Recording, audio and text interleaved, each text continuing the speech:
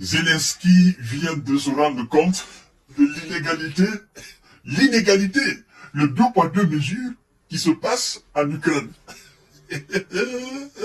Ah là, la situation irano-israélienne vient de donner une leçon de vie à M. Zelensky. Ah oui, la nuit même, il vient de dénoncer clairement les Occidentaux. Mesdames et messieurs, vous allez comprendre tout à l'heure. Waouh.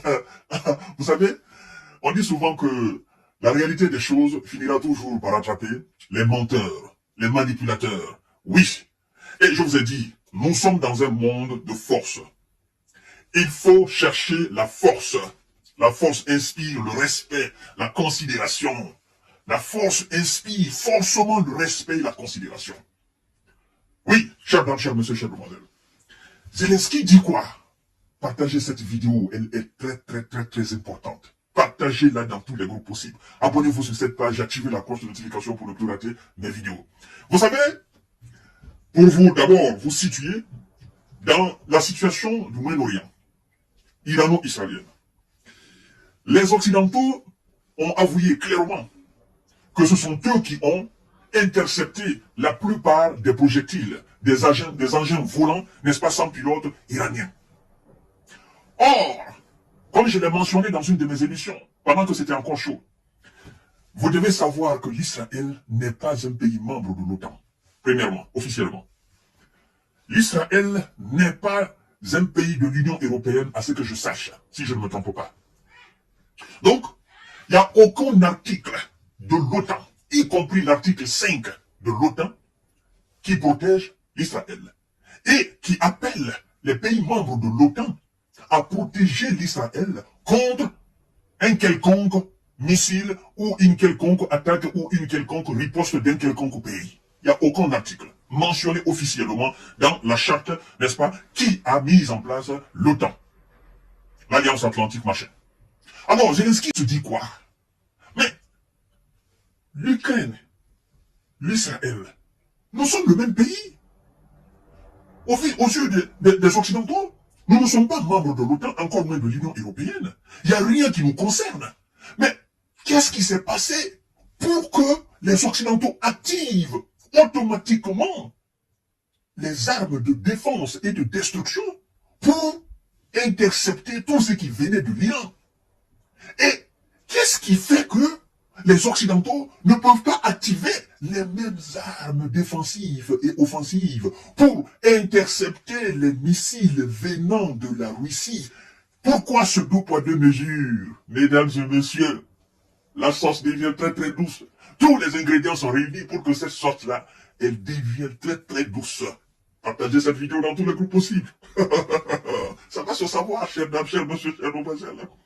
Monsieur Zelensky a appelé les pays occidentaux à protéger l'Ukraine de la même manière qu'ils ont protégé Israël lors de la récente riposte iranienne contre l'Israël. Et M. Zelensky continue. Écoutez bien cette déclaration de Zelensky, elle est très importante. Et toute l'élite ukrainienne doit faire très attention à cette déclaration. Tout le monde entier doit écouter ça, parce que Zelensky vient d'envoyer une balle ronde dans le camp de ses propres alliés. Écoutez bien ce qu'il dit, chers dames, chers messieurs, chers demoiselles. Partagez la vidéo, sécurisez-la. Écoutez. En défendant, dit-il, M. Zelensky dit, en défendant Israël, le monde libre a démontré que ce type d'unité est non seulement possible, mais tout à fait efficace.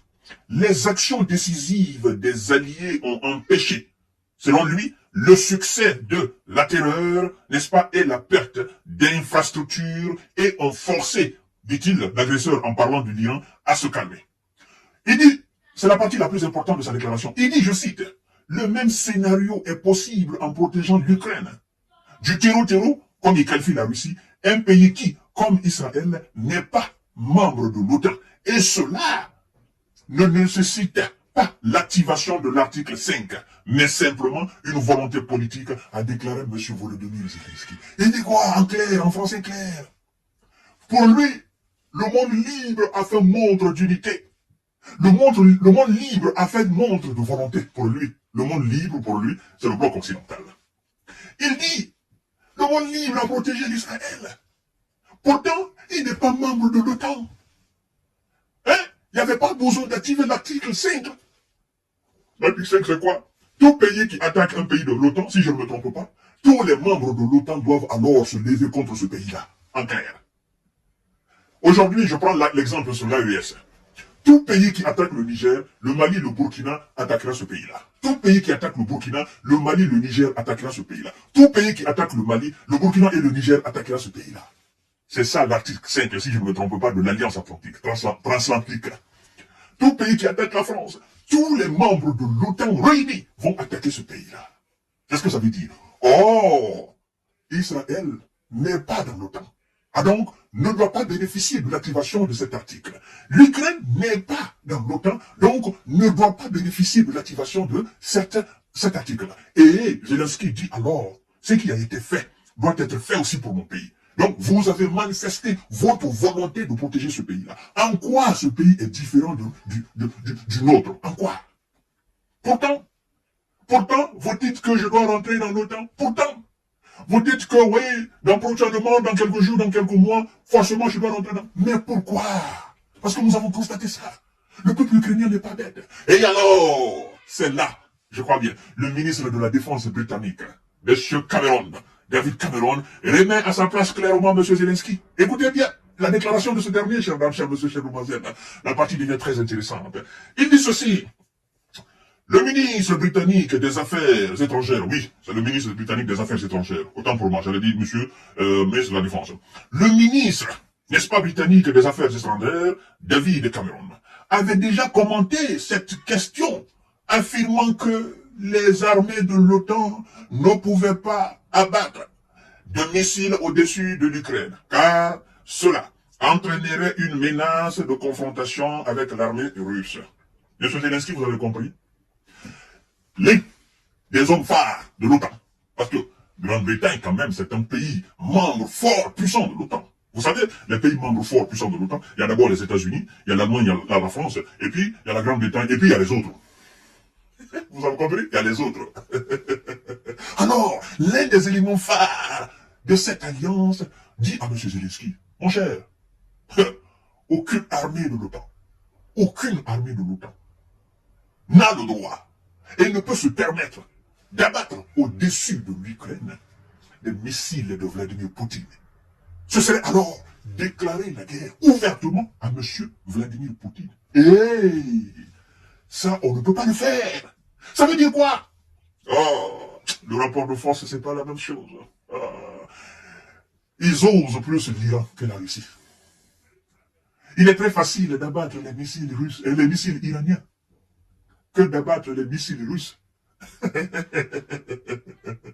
Et, mesdames et messieurs, écoutez bien, ça veut dire quoi? Oh, ça veut dire tout simplement que, je donne un exemple.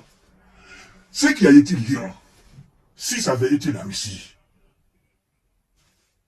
je dis bien, je le mets dans le conditionnel, ce qui a été l'Iran, si ça avait été la Russie, aucun pays de l'OTAN n'allait oser toucher un seul missile ou un seul drone russe en dessous de l'Israël. Ça veut dire quoi? Le monde entier, les Occidentaux peuvent vous attaquer par jour. Mais ils n'oseront jamais avec la Russie. Ça veut dire que même l'allié le plus charmant du bloc occidental, même le prince le plus protégé du bloc occidental, s'il venait à faire quelque chose à la Russie, et que la Russie venait à prendre la décision de riposter ou d'anéantir ce prince charmant allié des Occidentaux, aucun pays membre de l'OTAN n'oserait s'arrêter devant la Russie. Monsieur Volodymyr Zelensky, voilà la réponse de votre question, n'est-ce pas, sur mon plateau de télévision. Donc, ne vous attendez même pas à ce que les Occidentaux abattent des missiles. Ils vont quand même vous donner des armes. Ils vous diront continuer. Ils vont former vos soldats. Ils vous diront continuer. Mais eux-mêmes, ils disent qu'ils ne le feront pas. Alors, parce que dans cette déclaration de M. David Cameron, ça veut dire tout.